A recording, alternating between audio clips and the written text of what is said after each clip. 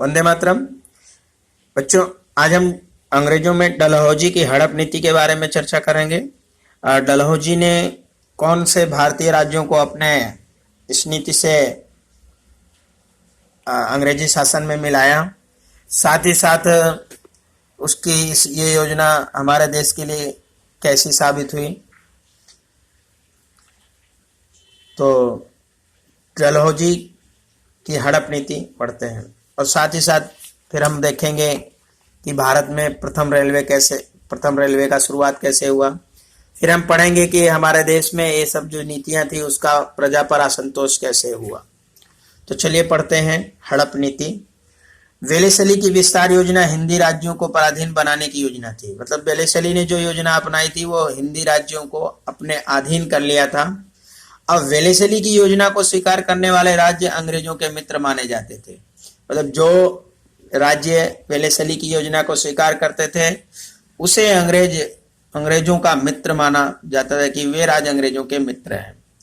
इन राज्यों को बाह्य या आंतरिक भय न होने के कारण लापरवाह होते गए। अब वे लोग को ऐसा लगने लगा कि भाई अंग्रेज तो हमारे यहाँ है, उनकी सैनिक है, तो हम बाह्य रूप से और आंतरिक रूप से एकदम सशक्त हैं। और वे एकदम धीरे धीरे अपने शासन व्यवस्था पर उनका पकड़ छूटता गया। इसके कारण जिससे उनकी व्यवस्था में कमी आने लगी और उनकी व्यवस्था भी धीरे धीरे चरमराने लगी। राजाओं के इस तरह के व्यवहार के कारण राज व्यवस्था में अव्यवस्था फैल गई। अब राजा एकदम सुस्त पड़ गए। सोचे हमारे पास तो बहुत बड़ी सेना है अंग्रेजों की, हम जब चाहेंगे किसी भी राज्य पर हमला बोलकर उसको हरा देंगे और कोई भी राजा हमारे पास अंग्रेजों की ये जो सेना है ये जानकर भी हमला नहीं करेंगे। तो इस तरह धीरे धीरे राजाओं की नीति भी कमजोर हुई और व्यवस्था भी गड़बड़ हुई। परिणाम स्वरूप अंग्रेजों ने उन पर हम अधिकार पूरा जमा लिया। राजाओं के इस तरह के व्यवहार के कारण राज व्यवस्था में अव्यवस्था फैल गई। अंग्रेज नीति का यह परिणाम था। और ये वजह किस वजह से हुई? अंग्रेजों की नीति से। ये एक प्रकार का षड्यंत्र ही था। इसमें भारतीय शासक फंसते चले गए और राज्यों में फैली हुई अव्यवस्था को दूर करने के लिए बाहर ने राज्यों के आंतरिक कार्यों में हस्तक्षेप करना शुरू कर दिया है। अब जब राजाओं का ये कार्य थोड़ा असफल होने लगा और राज्यों में फैली हुई अव्यवस्था को दूर करने के लिए अंग्रेजों ने बहाना शुरू किया कि आपके यहाँ तो अब शासन अच्छा ही नहीं है, अब मैं शासन करता हूं। और इस तरह से बहाने के माध्यम से अंग्रेजों ने हमारे राजाओं के राज्यों पर अपना हस्तक्षेप शुरू किया। शुरुआत में कंपनी सरकार कितने ही प्रदेश में फैली हुई अव्यवस्था के बहाने उनको हड़प लिया। शुरुआत में तो उन्होंने बताया कि आपके राज्य में आप शासन संभाल ही नहीं पा रहे हो, बहुत सारे राज्य हैं, बहुत सारे लोगों को तकलीफ है, प्रॉब्लम है, समस्याएं हैं। ये बहाना बताकर बहुत ऐसे राज्य हैं जिनको उन्होंने अपने अंदर में कर लिया। फिर बाद में ब्रह्मदेश, वर्तमान का म्यांमार और पंजाब प्रांत को भी उन्होंने अपने अंडर में ले लिया। जो आश्रित राजा निसंतान थे उनकी मृत्यु के बाद उनके राज्य को हड़प कर लेते थे। इस तरह सतारा, झांसी, नागपुर आदि राज्य हड़प नीति के शिकार हुए। मतलब अब उन्होंने एक ऐसी नीति अपनाई कि जिस राज्य में जो राजा मरेगा, अगर उसके पास कोई संतान नहीं होगी तो वो उसके राज्य को अंग्रेजी राज्य में मिला लिया जाएगा। ये उनकी हड़प नीति थी। यानी उन्होंने बताया कि जो भी राजा बिना मान लीजिए कोई राजा है और उसकी कोई संतान नहीं है और अगर वो मर जाता है तो उसके राज्य को अंग्रेजी राज्य में मिला लिया जाएगा। इसके अंतर्गत अंग्रेजों ने हमारे देश के कुछ राज्य जैसे सतारा, झांसी, नागपुर आदि राज्य को हड़प लिए थे। जिसमें बच्चों आपने छोटे उसमें सीखा था कि झांसी की रानी अंग्रेजों का सामना करते हुए उन्होंने जब तक वो जिंदा रहे वो अंग्रेजों का सामना किया और खूब लड़ाई झगड़ा किया कि मैं अपने देश को, अपने राज्य को अंग्रेजों के नहीं दूंगी। अब भारत में अधिक उत्पादन करने वाले प्रदेश जैसे चाय, कॉफी, कपास, इन पर अंग्रेजों की नजर पड़ी और वहां से वे करोड़ों की आय करवाने की योजना बना डाली। अब डलहौजी ब्रिटिश साम्राज्य को मजबूत बनाने और शासन की सुविधा के लिए डलहौजी ने भारत में कई सुधार किए। अब जब इन्होंने मतलब डलहौजी ने हड़प नीति अपनाई, इसके साथ साथ डलहौजी ने भारत के कुछ ऐसे प्रदेश थे जहां पर कपास की खेती होती थी, चाय की खेती होती थी और इसको अपने व्यापार के अंतर्गत लाने के लिए और अधिक से अधिक धन कमाने के लिए उनकी ओर नजर डाली। और डलहौजी ने साथ ही साथ, चूंकि उस समय आने जाने के साधन भी नहीं थे, तो डलहौजी ने ब्रिटिश साम्राज्य को मजबूत और शासन की सुविधा से डलहौजी ने भारत में बहुत सारे सुधार किए। जैसे कि उसने एक सुधार ये किया कि मुंबई से ठाणे के बीच में सबसे पहले एक रेलवे लाइन शुरू की, क्योंकि कोई भी सामान है आना ले जाना है, उसके लिए हमें साधन वाहन होने चाहिए। तो उसने सबसे पहले मुंबई से ठाणे के बीच में रेलवे लाइन शुरू की। ये अंग्रेजों की सबसे अच्छी नीति थी और हमारे देश के लिए एक वरदान साबित हुआ। सन 1853 में आधुनिक डाक पद्धति भी लागू की। उन्होंने 1853 में डाक व्यवस्था लागू की। ये भी विलेस्ली की एक अच्छी योजना थी। इस समय भारत और इंग्लैंड के बीच टेलीग्राम व्यवहार शुरू किया गया और टेलीग्राम सुविधा भी डलहौजी ने शुरू की। साथ ही साथ उस समय हमारे देश में बहुत सारे कुरिवाज थे, जैसे बाल विवाह, सती प्रथा, विधवा विवाह, बहुत सारे अंधविश्वासी थे हमारे देश के लोग। तो डलहौजी ने एक कानून बनाया कि बाल विवाह जो करेगा उस पर प्रतिबंध लगाया। विधवा विवाह करना, उसमें सती प्रथा व्यवस्था थी, उसको बंद करवाया। यानी हमारे समाज में बाल विवाह, विधवा विवाह, यानी बाल विवाह प्रतिबंध, बच्चे जब छोटे छोटे थे तभी उनकी शादी कर देते थे, और जब बच्चे छोटे हैं तो उनकी रोग प्रतिकारक शक्ति कम होती है, तो कहीं ना कहीं बीमारी होती थी तो वो मर जाते थे, और जिसके साथ शादी होती थी वो विधवा हो जाती थी। और उस समय हमारे देश में ये भी था कि विधवाओं को उसके पति के साथ, उसकी अगर इच्छा है या नहीं है तो भी उसको उसके पति के साथ जला देते थे। तो दूसरा, जब कोई भी औरत है, उसका पति मर गया तो वो दोबारा शादी नहीं कर सकती है।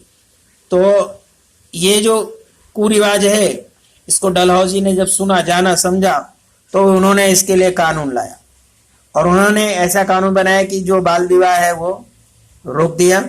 विधवा विवाह पुनः, यानी विधवाओं का फिर से विवाह किया जा सकता है। उसके समय में भारत में अंग्रेजी शिक्षा का प्रचार प्रसार हुआ और भारत में अंग्रेजी शिक्षा बनने लगी, कि हिंदुस्तानी इंग्लिश तो जानते नहीं थे, इसलिए उन्होंने अंग्रेजी शिक्षा का प्रचार प्रसार भी किया। ईस्वी सन 1857 में भारत में 3 यूनिवर्सिटी की स्थापना की गई, एक मुंबई, दूसरी चेन्नई, तीसरी कोलकाता में। इस तरह ये जो सुधार था भारत के लिए अंग्रेजी शासन के विस्तार और व्यवस्था की सरलता के लिए था, जिसका भारतीय प्रजा को बाद में लाभ हुआ, परंतु इसके लिए भारतीय प्रजा को बहुत कुछ सहना पड़ा। मतलब ये जो सुधार हुए, मुंबई से ठाणे तक रेलवे शुरू किया, डाक शुरू किया, टेलीग्राम सुविधा शुरू किया, बाल विवाह, विधवा विवाह, अंग्रेजी शिक्षा प्रचार, मुंबई यानी भारत के 3 बड़े सिटियों जैसे मुंबई, चेन्नई, कोलकाता, यहाँ पर यूनिवर्सिटी की स्थापना की। ये सुधार तो बहुत अच्छे थे, लेकिन ये अंग्रेजों ने अपनी सुविधा के लिए किए थे, और इन सुधारों का परिणाम ये हुआ कि भारतीय जनता को बहुत कुछ 200 सालों तक झेलना पड़ा ये सब, और बाद में इसका सुख सुविधा अब हम भोग रहे हैं, लेकिन इसके लिए हमें बहुत कुछ सहना पड़ा था। विचार कीजिए कि हड़प नीति और सहायक योजना से अंग्रेजों ने लगभग संपूर्ण भारत में सत्ता स्थापित कर लिया था। और कैसे हुआ? तो हमने पीछे पढ़ा है कि हड़प नीति और सहायक योजना से अंग्रेज ने, तो हड़प नीति क्या थी कि उन्होंने अपनी सेना देने के माध्यम से, और धीरे धीरे यहाँ के शासक आलसी हो गए और वो समझे कि हमारे पास तो अंग्रेजी सेना है, कोई भी राजा हम पर हमला करेगा ही नहीं, ये नीति। दूसरा, सहायक योजना अगर कोई हड़प नीति में तो अंग्रेजों ने बहाना मारकर हड़प कर लिया राज्यों को, और सहायक योजना में सहायता पहुंचाने के माध्यम से उन्होंने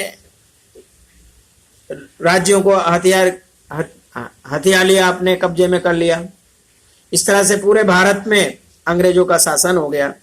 अब चूंकि भारतीय लोग बहुत ही आलसी थे, राजाओं में आपस में पटती नहीं थे, तो इसका भी फायदा उन्हें ही हुआ। 1857 में अंग्रेजों का विजय ऐसे शीर्षक वाली इंग्लैंड की एक पुस्तक आपके हाथ में आती है, आप उसे पढ़ते हैं, आप उस पुस्तक के बारे में कैसी प्रतिक्रिया या विचार देंगे? तो बच्चों, आपको एक अगर 1857 में अंग्रेजों का विजय ऐसे शीर्षक वाली एक पुस्तक आपके हाथ मिलती है तो आप क्या विचार करेंगे उस समय? देखिए, मैं भारतीय होने के नाते तो मेरे मन में थोड़ा दुख होगा और असंतोष भी होगा कि अंग्रेजों ने हमारे देश पर हमला किया। जैसे कि जब भारत और इंग्लैंड या किसी का भी मैच होता है तो जब भारत हार जाता है तो मन ही मन थोड़ा दुख होता है। तो उस समय 1857 में अंग्रेजों के विजय वाला शीर्षक इंग्लैंड की एक पुस्तक में पढ़कर हमें बहुत ही दुख होगा कि हमारे देश के राजा शासक ऐसे है नहीं जिसकी वजह से आज ये हमारे देश पर कब्जा किया। तो हमें बहुत ही दुख होगा और हमें गुस्सा भी आएगा। बच्चों, अब यहाँ पर हम प्रजा का असंतोष देखेंगे। सहायक योजना के बाद लॉर्ड डलहौजी की हड़प नीति ने पूरे देश में हाहाकार मचा दिया। यानी सहायक योजना तो पहले मीठे जय जैसे थे, लेकिन लॉर्ड डलहौजी ने हड़प करके पूरे देश को अपने अंडर में ले लिया। प्रजा का अंग्रेजों के शासन के प्रति असंतोष दिखाई देने लगा। क्रांति और मंगल पांडे फिल्म, बच्चों आपने क्रांति और मंगल पांडे फिल्म देखी होंगी, यदि ना देखी है तो देख लीजिए। इस समय भारतीय प्रजा पर अंग्रेजों की दमन नीति साफ दिखलाई पड़ रही थी। इस फिल्मों में देखेंगे तो आपको पता चलेगा कि अंग्रेज हमारे लोगों के साथ कैसे दमन नीति अपनाते थे, जिसमें लॉर्ड डलहौजी के द्वारा किए गए सुधारों के कारण आग में घी डालने जैसी स्थिति बन गई थी। रेलवे और डाक तार की सुविधा, उच्च शिक्षा की व्यवस्था अधिकतर लोगों को प्रभावित करने लगी थी। यानी जैसी रेलवे की सुविधा हुई, उच्च सुविधा की व्यवस्था हुई, उच्च शिक्षा की व्यवस्था हुई, डाक तार की व्यवस्था हुई, तो लोगों का एक दूसरे के साथ संवाद भी होने लगा। लोग अंग्रेजी शिक्षा पाने के बाद हमारे देश के लोग वहाँ के जो प्रशासक हैं उनको अपनी बातें कह सके। पहले तो लोग हिंदी बोलते थे तो वे अपनी बात उनके सामने प्रकट नहीं कर सकते थे, लेकिन इन सब शिक्षा को जानने के बाद हमारे देश के कुछ महान विद्वान और कुछ लेखकगण अपनी बातों को अंग्रेज के सामने रखे। परिणाम स्वरूप बाद में हमारे देश को अंग्रेजों को आज़ाद करना पड़ा। भारतीय प्रजा को उसका लाभ भी हुआ, परंतु उसके लिए भारतीयों को अधिक कीमत चुकानी पड़ी। लोगों में असंतोष की आग तब तक विस्फोट का रूप धारण करने लगी थी। यह असंतोष 1857 स्वतंत्रता के रूप में जाना गया। अब धीरे धीरे लोगों के अंदर अंग्रेजों के प्रति असंतोष की भावना जागृत हुई और अंग्रेज भी हमारे देश पर बहुत जुल्म किए। हमारे देश में का जो माल सामान था वो कम पैसे में खरीदते थे और अपने यहाँ से जो माल सामान तैयार लाते थे वो अधिक दामों में बेचते थे। हमारे देश को उन्होंने सामाजिक, आर्थिक, राजनीतिक रूप से, आर्थिक रूप से एकदम तोड़ डाला था। तो प्रजा एकदम अंग्रेजों के असंतुष्ट हो गई थी। दूसरा, अंग्रेजों ने जो रेलवे, शिक्षा, डाकतार की व्यवस्था की, उसका भी प्रभाव कहीं ना कहीं लोगों के अंदर आया। लोग शिक्षित हुए और वे एक दूसरे के साथ उनका संवाद हुआ, कम्युनिकेशन हुआ और इस वजह से वो अपने देश को अब आज़ाद कराने के लिए सोचने पड़े। और अंत में 1857 का पहला स्वतंत्रता संग्राम हुआ और ये एक आग की चिंगारी की तरह थी। बच्चों, हमारा ये चैप्टर अब ख़त्म होता है। यहाँ पर आपका प्रश्न अभ्यास है कि भारत के रेखांकित मानचित्र में डलहौजी द्वारा हड़प किए गए सतारा, नागपुर, झांसी को दर्शाइए। दूसरा प्रश्न है कि सहायक योजना और हड़प नीति में अंग्रेजों को क्या लाभ हुआ। तीसरा है महाराजा रणजीत सिंह के समय अंग्रेज पंजाब में सत्ता स्थापित करने में क्यों सफल नहीं हुए। चौथा है डलहौजी ने भारत में कौन कौन से सुधार किए थे। पांचवा, सहायक योजना और हड़प नीति की विशेषताओं में चर्चा कीजिए। इस पाठ को पढ़ने के बाद अंग्रेजों के बारे में आप अपना एक विचार यहाँ पर प्रस्तुत करें। जय हिंद, वंदे मातरम।